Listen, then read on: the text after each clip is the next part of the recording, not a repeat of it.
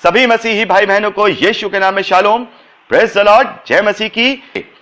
Hallelujah. धन्यवाद महान पिता परमेश्वर, तेरे धन्यवाद करते हैं तेरे अद्भुत रीति वाले प्रेम और अनुग्रह के लिए पिता परमेश्वर, जो तूने अपने इकलौते पुत्र प्रभु यीशु मसीह के रूप में देकर हमें प्रकट किया। पिता परमेश्वर, हमारे पास कुछ भी नहीं जो हम तुझे वापस दे सकें, लेकिन हमारे पास केवल धन्यवाद की भेंटें हैं और हमारा टूटा हुआ हृदय है जो हम तेरे चरणों में समर्पित करते हैं। पिता परमेश्वर, धन्यवाद करते हैं महान पिता परमेश्वर इस बाइबल अध्ययन कार्यक्रम के लिए जो हमें पिता परमेश्वर बाइबल के वचनों को सीखने का अवसर प्रदान कर रहा है। पिता परमेश्वर, तो होने दे प्रभु, इस पूरे कार्यक्रम को हम तेरे हाथों में सौंपते हैं। जब मैं बोलूं तो पिता परमेश्वर वो तेरी ओर से हो, और जब सुनने वाले सुने तब भी पिता परमेश्वर तेरे द्वारा ही वो समझाए जाने के द्वारा सुने। पिता परमेश्वर, सारे कार्यक्रम को तेरे हाथों में सौंपता हूं प्रभु, आप हमारी अगुवाई कीजिए।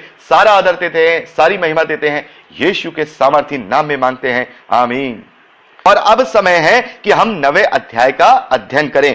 तो दोस्तों, यहां पर जो हम देखते हैं 9वें वचन से लेकर 13वें वचन तक, वहां पर हम देखते हैं कि प्रभु यीशु मसीह मत्ती को, यानी जो वो चेले हैं जिन्होंने ये सुसमाचार जो हम पढ़ रहे हैं, ये सुसमाचार लिखा है, इनको बुलाने के विषय में देखते हैं। और मरकुस के सुसमाचार में हम देखते हैं कि वो एक लेवी भी थे। जो मती हैं वो एक महसूल लेने वाले हैं। पहले वचन में हम देखते हैं कि आपने पढ़ा ही होगा, माफ कीजिएगा, 9वें वचन में हम देखते हैं कि वहां से आगे बढ़कर प्रभु यीशु मसीह मती नामक एक मनुष्य को महसूल की चौकी पर बैठे देखते हैं। यानी महसूल की चौकी का मतलब होता है जो टैक्स कलेक्टर होते हैं, जो कर को जो एकत्रित करने वाले लोग होते हैं। और ये बहुत ही गंदा और बेकार काम माना जाता था उस समय में, क्योंकि लोगों से टैक्स लेना बहुत ही एक परमेश्वर के विरोध की बात को माना जाता था। वो वहां पर बैठे हैं, और वो जब टैक्स कलेक्टर है तो उसका मतलब वो पढ़े लिखे भी हैं, इसलिए उन्होंने बहुत अच्छे से मत्ती के सुसमाचार को प्रभु यीशु मसीह की गवाही के रूप में लिखा है। यहां पर एक बहुत ही देखने वाली चीज है कि वो टैक्स कलेक्टर है और परमेश्वर के विरोध में काम, जिसे वहां पर जो शास्त्री लोग थे उसे मानते थे और बहुत ही बुरा और नीचे किस्म का काम मानते थे। प्रभु यीशु मसीह सिर्फ एक ही शब्द बोलते हैं कि प्रभु यीशु मसीह ने उससे कहा, मेरे पीछे हो ले, और वह उठकर प्रभु यीशु मसीह के पीछे हो लिया। टैक्स कलेक्टर का मतलब है कि उसके पास रुपए का लेन देन है, उसके पास पैसे भी हैं, उसके पास पैसों का भंडार है, और भी पैसों को वहां पर वो इकट्ठा करेगा।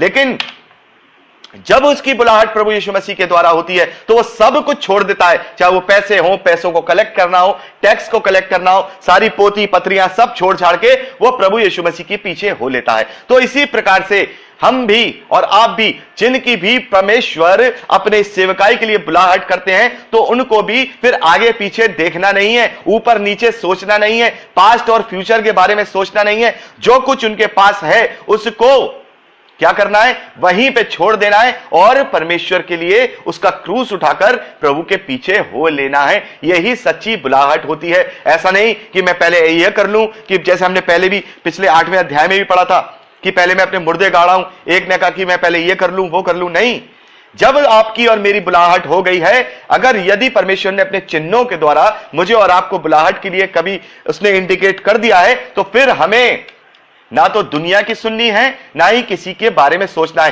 तो मैं परमेश्वर धन्यवाद करता हूं कि प्रभु कहते हैं जैसे मती को और चेलों को भी सिर्फ प्रभु यीशु मसीह ने एक आवाज दी और वो अपना सब कुछ, वहां पर हम देखते हैं पतरस अपना जाल वाल सब फेंक देता है और प्रभु के पीछे हो लेता है। और यहां हम देखते हैं कि जो मती है वो महसूल लेने वाला है, टैक्स कलेक्टर है, और वो अपने सारे रुपया पैसा खाते वहीं पे छोड़ देता है। उसे कुछ नहीं मतलब कि उससे पैसा लेना है नहीं लेना, वो सीधा प्रभु की आवाज को सुनता है और एक भेड़ के नाई उसके पीछे हो लेता है।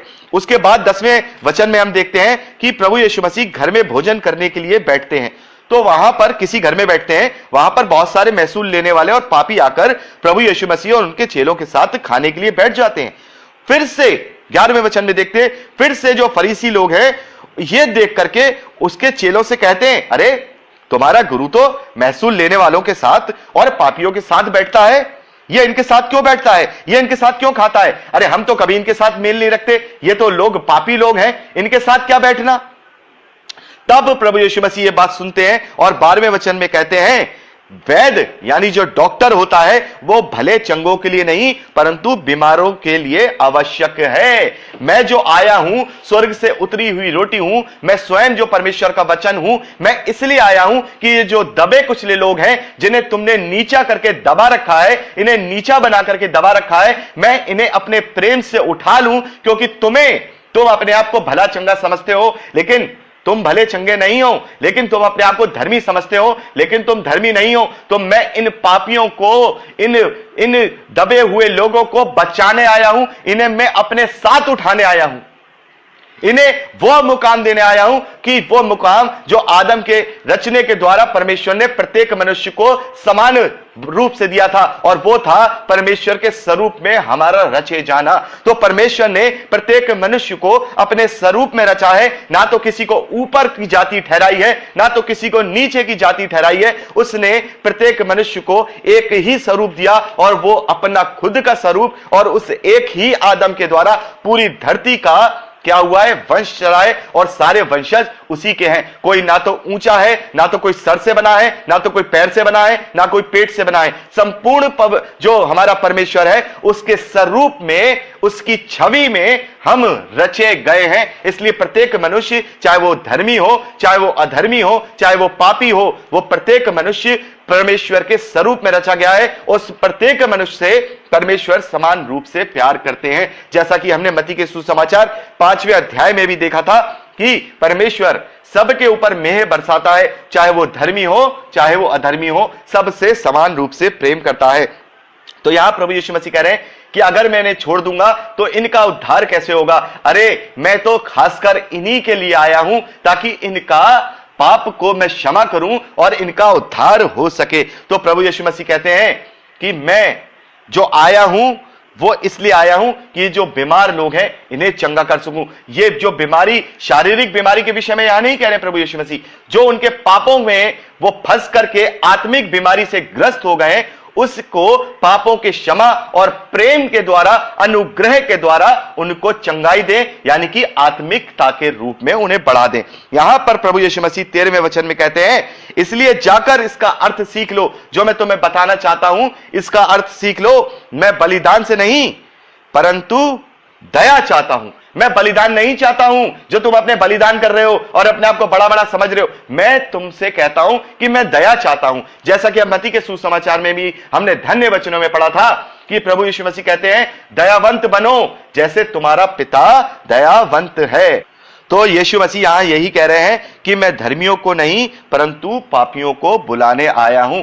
क्योंकि धर्मी लोग तो अपना न्याय कराएंगे, क्योंकि वो जो कार्य कर रहे हैं वो लोगों को दिखाने के लिए कर रहे हैं, और उनको समझाने की जो है जरूरत नहीं है, क्योंकि वो अपने आप में खुद ही बुद्धिमान है और अपनी बुद्धिमता में फंस के खुद ही नाश होने का कारण बनेंगे। तो अगली क्लिपिंग में बात करेंगे 14वें वचन से लेकर के आगे तक। प्रभु आपको आशीष दे।